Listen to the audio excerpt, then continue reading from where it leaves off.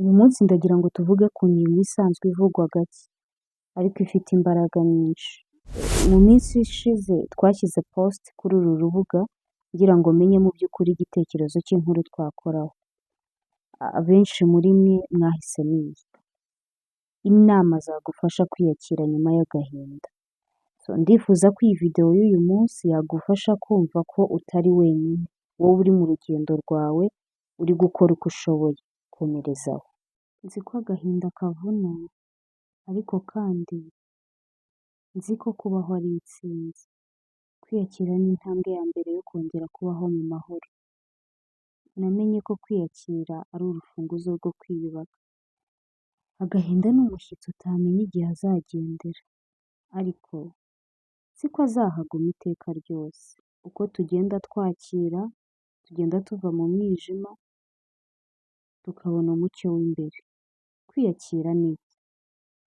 Kwiyakira ni rimwe mu magambo yoroshye kuvuga, ariko asaba urugendo rurerure rwo kwiyubaka. Kwiyakira ni ugufata ibintu uko biri, ukemera ko wababaye, ko hari ibyagiye, ndetse ko hari ibyo utazahindura, ariko kandi ni no kwemera ko ubuzima bugomba gukomeza, ko hari ejo hazaza, ndetse ko bigishoboka cyane kongera guseka. Ni ukwemera aho ugeze n'ibyakubayeho, ariko ukavuga ko bitagomba kugena ejo hazaza hawe. Kwiyakira ni ukwemera ubuzima bwawe uko buri, utitaye ku makosa wakoze, ibyo wabuze, uwo utari we, cyangwa ibyo abandi bavuga. Ni uguhagarara mu kuri kwawe, wubaha amateka yawe, amarangamutima yawe, imiterere yawe, n'aho ugeze mu rugendo rw'ubuzima, utiyanze kandi utigereranya. Kwiyakira ni ukwemera uwo uri we. Ni uguhagarara imbere y'ukuri kwawe, ukavuga uti nabaye uwo ndi we, nabaye mu byo nabayemo, ariko ndacyari umuntu w'agaciro. Ni ukumenya ko ibyo wabuze bidakuraho uwo uri we, ko ibyo wanyuzemo bitagomba kuguha izina, ahubwo bikagufasha gukura. Kwiyakira ni ukureka kurwana n'uko wari ukwiriye kuba, ukibera uwo uri we uyu munsi. Birashoboka ko wakomerekejwe, waranzwe, wabuze byinshi, ariko uracyariho, uracyari mu rugendo. Kwiyakira si ugukunda ibikomere byawe, ni ukwanga ko bigutera ipfunwe. Si ukwibagirwa ibyagukomerekeje, ni ukwanga ko bikomeza kugena uwo uri we. Kwiyakira ni ugufata icyemezo cyo kubaho, nubwo hari ibyagushenguye. Kwiyakira niyo ntambwe ya mbere yo gukira.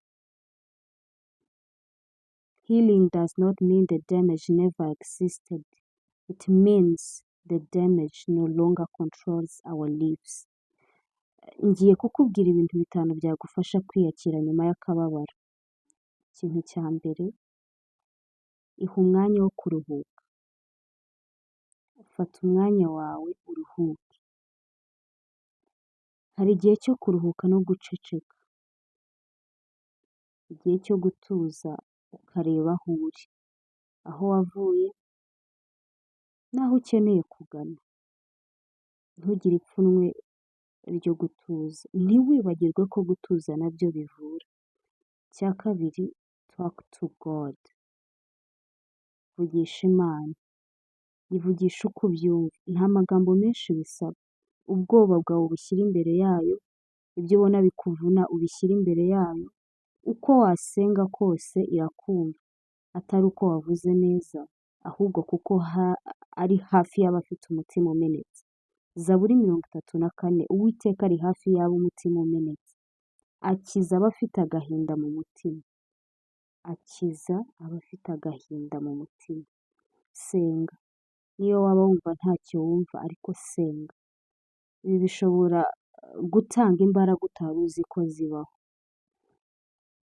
Icya gatatu, irinde kwigereranya. Ntugire agahinda kawe kuko abandi.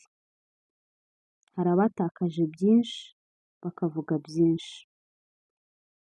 Hari abacecetse kandi bababaye, hari abatakaje byinshi ariko bagaceceka. Agahinda kose gafite ireme ryako. Kwiyakira ni urugendo, ntihakagire uguhatira kugenda vuba. Genda uko ubishoboye ariko uru rugendo urugende.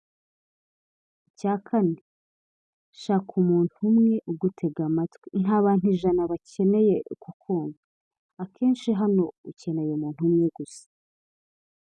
Icya gatanu, igirire impuhwe. Kwigirira impuhwe, self compassion, ni igice kinini cya self acceptance. Igirire impuhwe. Kwiyakira si ugucika intege, ahubwo ni uburyo bwo gutangira urugendo rushya. Kwiyakira si ibintu ukora rimwe ngo bihite birangira. Rimwe na rimwe ugira umunsi usa nk'umeze neza, ejo ukumva wongeye gusubira inyuma. Ibyo ni ibisanzwe. Kwiyakira ni ugutinya ariko ntucike intege. Hari igihe wumva ukeneye gutera intambwe ariko ubwoba bukakubuza. Hari aho ushobora kumva wakize ariko amagambo y'abantu akagusubiza inyuma. Kwiyakira ni ukutemerera ubwoba ngo uhagarike urugendo rwo gukira.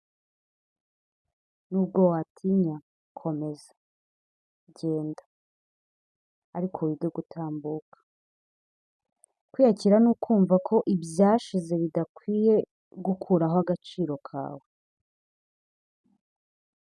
Nta kintu kibabaza nko gucika intege nyuma y'igihombo runaka, cyangwa kumva ko ubabaye ndetse ububabare ufite buzahoraho.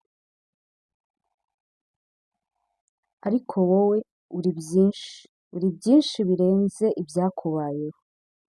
Kwiyakira ni ukuvuga ngo nahuye n'ibi ariko ntibinsobanura. Kwiyakira ni ukwemerera ubuzima bwawe kuba bubi rimwe na rimwe. Ibihe bibi ntabwo bivuze ko utari mu nzira nziza. Siko buri munsi uba mwiza, ariko buri munsi ugenda ukwigisha. Kwigisha kwihangana no kwizera. Kwiyakira ni ukwemera ko uri mu rugendo nubwo waba wumva ko rukomeye. Kwiyakira si impamvu yo guhera mu gahinda, ni intego yo kwivanaho agahinda kagushyize. Rimwe na rimwe kwiyakira ntibivuga guhinduka ku buryo bugaragara, ahubwo ni ibimenyetso bike byoroshye ariko bifite ubusobanuro bukomeye. Reka tukuganirize ku bimenyetso byerekana ko watangiye urugendo rwo kwiyakira. Iyo utangiye kwemera ibyabaye nubwo bikikubabaza. Kwiyakira si ukwishima ku byakubayeho, ni ukwemera ko byabaye ukareka kubihunga. Kwemera ukuri ni intangiriro y'urugendo. Iyo utangiye kubona ibintu bito bituma usinzira, bituma wongera guseka, utekereza utuje. Iyo utangiye kwemera kwitabwaho cyangwa kwiyitaho. Kwiyakira bivuga no kwemera ko ufite agaciro. Iyo utangiye gusoma ibitabo ukunda bigufasha, ukajya ahantu hatuje, ukabasha kongera kumera neza cyangwa ukabasha kuvugana n'inshuti, ni uko umutima wawe utangiye kwemera ko ukwiye gukira. Iyo utangiye kubabarira cyane cyane wowe ubwawe. Kwiyakira ntabwo kuba kuzuye iyo utarababarira uwo uri we. Iyo utangiye kuvuga uti ndababariwe, narategereje, nakoze uko nshoboye, uba uri mu nzira. Igihe cyose ubabariye wowe ubwawe uba urimo kwiyubaka. Iyo usigaye ubona agaciro ko gukomeza kubaho, wenda warakomeretse watakaje byinshi, ariko iyo usigaye wumva ko ushaka gukomeza, atari uko byose byatunganye, ni uko umutima wawe utangiye kongera guhumeka. Kwiyakira ntabwo bijya bivuga ko byose byarangiye neza, bivuga ko wemeye gutuza. Niba utangiye kumva ko ushaka amahoro, menya ko uri mu rugendo rwo kwiyakira. Ntiwirengagize intambwe yawe, nta na rimwe ijya iba nto ku rugendo rwo kwiyakira. Kwiyakira si urugendo rumwe gusa, ni urugendo rw'umubiri, ni urugendo rw'umutima, ni urugendo rw'umwuka. Buri gace kawe kagomba kwitabwaho. Kwiyakira ku mubiri, kwiyakira ku mutima, kwiyakira ku mwuka.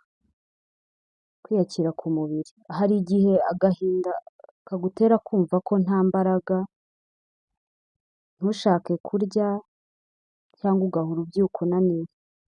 Kwiyakira ku mubiri ni ukumva ko n'igihe umutima ubabara, ariko umubiri wawe ukwiye kwitabwaho.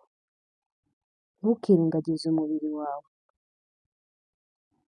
kuko niwo uramira umutima wawe. Kwiyakira ku mutima, umutima ushobora kumera nk'uwuzuye intimba, ariko iyo utangiye kwemerera amarangamutima yawe gusohoka, uba utangiye gutuza.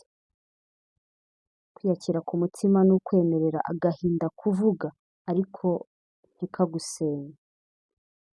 Kwiyakira mu mwuka, iyo uri mu gahinda ushobora kumva Imana yarakubabaje, ariko kwiyakira mu mwuka si ukumenya ibisubizo byose, ni ukwemera kuguma imbere yayo niyo nta gisubizo ubona.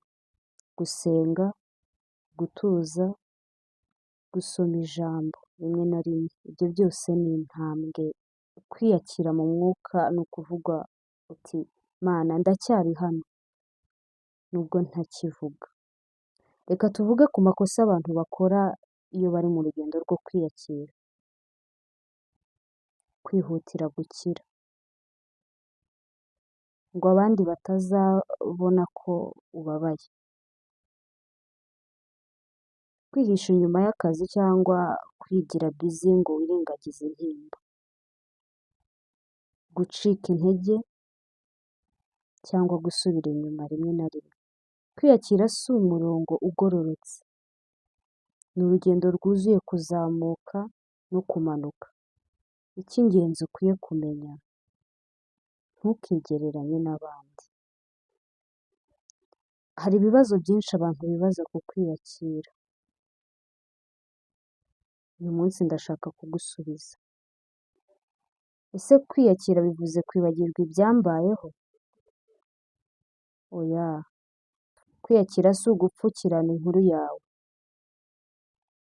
si uguhunga agahinda kawe cyangwa kwiyibagiza, ahubwo ni ukumenya ko ibyabaye ari igice cy'ubuzima bwawe, ariko atari byo bigomba kugena ejo hazaza hawe.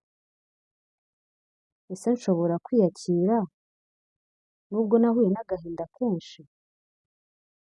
Yego rwose.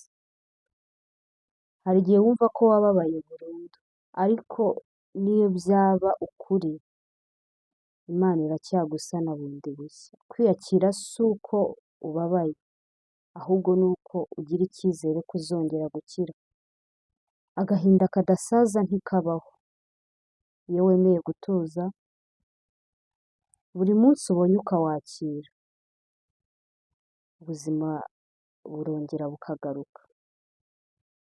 Ese kwiyakira bivuze ko ntari bukore ibihindura ubuzima bwanjye? Oya, kwiyakira ntibivuze kwijyana mu kibi, ahubwo ni uguhagarara aho uri, wemera ukuri kugira ngo ubashe guhinduka mu kuri. Ukavuga uti ubu niho ndi, ariko siho nzaguma. Ese nkora iki igihe numva ko kwiyakira bigoye?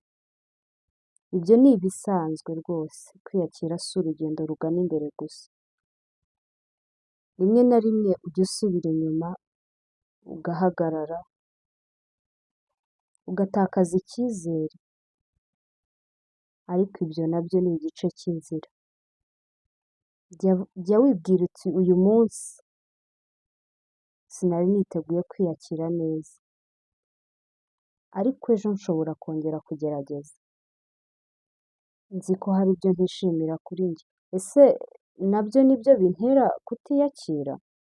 Yego, rimwe na rimwe ibikomere byo hambere bituma umuntu ahora yumva ko nta gaciro afite, ariko nta muntu wuzuye kuri byose. Kwiyakira ni ukwemera ko nawe ufite ibice wifuza guhindura, ariko ukabifata nk'impamvu yo kwiyanga. Hari byinshi bakunze kwitiranya no gutsindwa, nyamara ari ibisanzwe muri uru rugendo. Reka nabyo mbivugeho. Ibi nta abantu bibeshyaho iyo bari mu rugendo rwo kwiyakira. Kwibwira ngo nakize bisobanuye ko ntazongera kurira. Oya, gukira agahinda ntabwo bikuraho kurira. Hari iminsi izaza ukibuka ibintu byakubayeho bikagukomeretsa, kandi ibyo ni ibisanzwe. Amarira ntabwo ari intege nke, ahubwo ni uburyo bw'umubiri bwo kuvura umutima. Kwibwira ko byakagombye kuba byararangiye vuba. Kwiyakira nta kalendari bigira. Uru rugendo ni urwawe. Uruhare rwawe ni ukwemera aho ugeze, ukemera uko uri none. Gukira ni intambwe ku yindi. Kwibeshya ko kuba umerewe nabi bivuze ko nta cyizere ufite. Hari igihe usenga ntubyumve, ukumva warananiwe, ukabona byose utabibona neza. Ariko kwiyumva nabi siko gutakaza icyizere. Kwemera ko utameze neza ni intambwe ikomeye mu gukira. Kwiyakira bisaba kuba inyangamugayo imbere yawe. Mbere yo gushaka gushimisha isi, mbere yo gushaka gushimisha abantu, guhisha amarangamutima yawe si ugukomera, ahubwo ni ukwitinya. Kwibwira ko abantu bariho bakugereranya n'ukuntu bo babivuyemo vuba. Ntugire agahinda kawe ku k'abandi. Hari abiyakira mu myaka, abandi bakiyakira mu mezi, ariko abantu bose bagira inzira yihariye. Buri muntu agira inzira ye yihariye. Gukira si ukugereranya, ahubwo ni ukwemera urugendo rwawe. Kwakira ibyo wanyuzemo si ubuswa, ahubwo ni ubutwari. Nta rugendo rumeze kimwe n'urwawe. Umunsi ku munsi, iyo uhitamo gukomeza, nubwo byaba bigoranye, uba uri intwari. Gukira si uko utongera kubabara, ni ukumenya ko ubabaye, ariko n'ubundi ukabaho. Niba wabashije gukurikira iki gice cyose, ndagushimiye ndetse cyane. Nsoza ndashaka kukubwira ibindi bintu bike ariko by'ingenzi. Inama nyinshi zagufasha, ariko kwiyakira ntibitangwa n'amagambo gusa, bitangwa n'umutima wemeye kugenda. Igihe cyose wumva wananiwe, jya wibuka ko Imana itareba aho ugeze gusa, ireba n'uko ugeze aho, iri kumwe nawe. Niyo wowe waba utabibona, komeza urugendo, reka umutima wawe wumve ko ukwiye gukira.